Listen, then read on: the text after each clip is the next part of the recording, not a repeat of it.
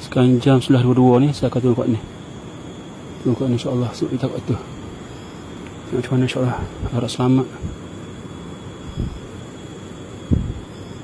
Lepas sini saya akan ke sana.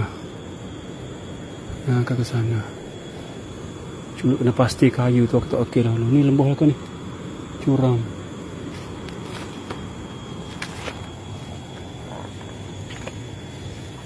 Ni pun curam. Mati.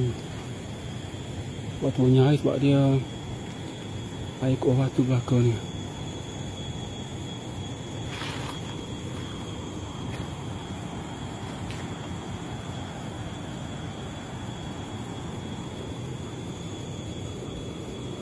Okey, cuba kat ni insyaAllah. Air bahaya ni sebabnya.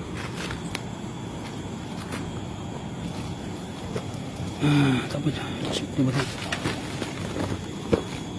Okey.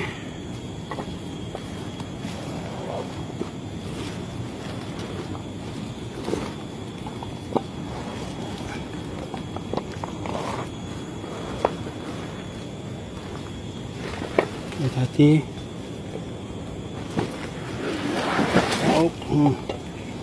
Okey, insyaAllah selamat. Bismillah. Oh, ni curang ni. Okey, hati-hati. Bismillah.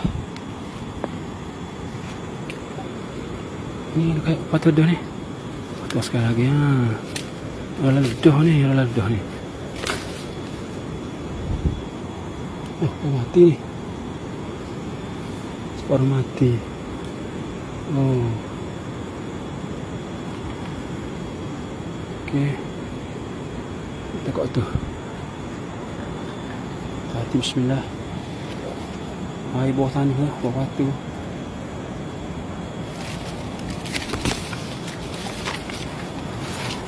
Ni.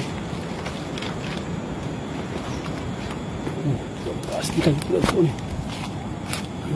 Oh, ada niti tu. Subhanallah.